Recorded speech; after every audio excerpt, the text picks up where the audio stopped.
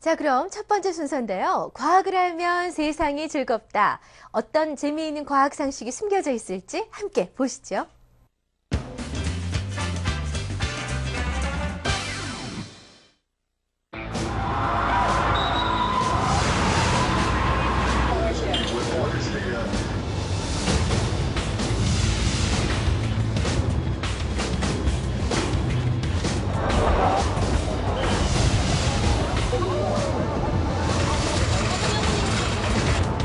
죽음의 문턱에서 가까스로 살아난 사람들. 천운인가 불운인가. 당신이 원치 않았던 크러쉬 증후군의 아찔한 공포가 밀려온다.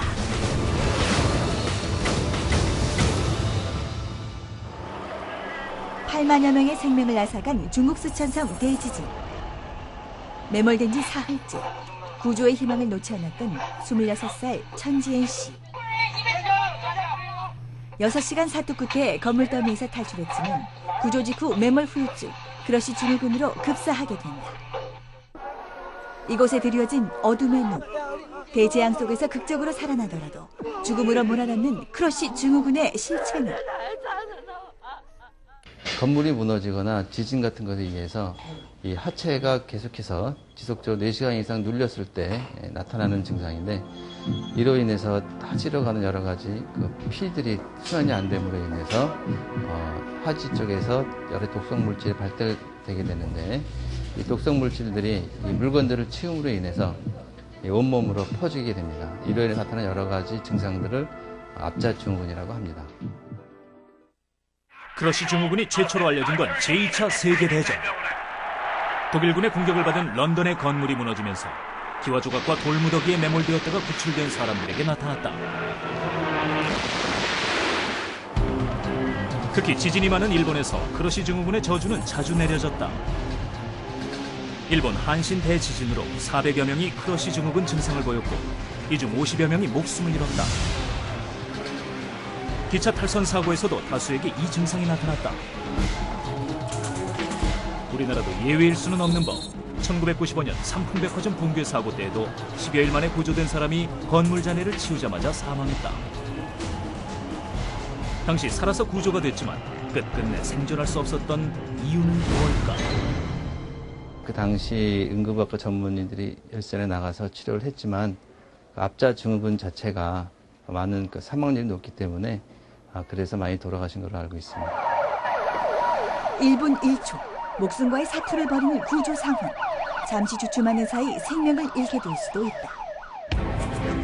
몇 톤의 무게에 이르는 건물 잔해에 깔리기 때문에 구조 자체가 힘들 뿐만 아니라 구조되더라도 생존율은 매우 낮다. 일반적으로 매몰된 사람의 체력 한계 시간은 72시간으로 보고 있는데요.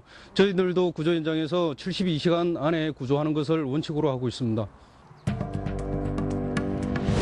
먼저 구조견을 동원해 생존자의 위치를 파악하게 된다.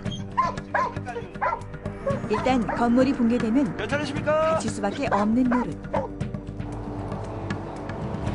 지중 음향 탐지기를 통해 좀 더 세밀하게 매몰된 사람의 위치를 추적하고 내시경 탐사로 구조 지점을 예측하게 되는데, 이때 희생자를 줄이기 위해선 주도 면밀한 판단이 중요하다. 일단 구조 작업에 들어가면 건물 잔해를 치우는 것보다 더 시급한 것이 있다. 바로 생존자의 신속한 응급처치. 독성 물질이 더 이상 순환하지 않도록 오랜 시간 건물에 짓눌린 근육을 압박해야 한다. 생사의 기로에서 어떻게 이들을 살릴 수 있을까? 붕괴 사고에 의한 경우는 장소가 협소하기 때문에 응급처치는 기본적으로 목숨을 살릴 정도의 응급처치만 시행을 하고, 밖으로 구조된 이후에 전문적인 응급처치가 시행되곤 합니다.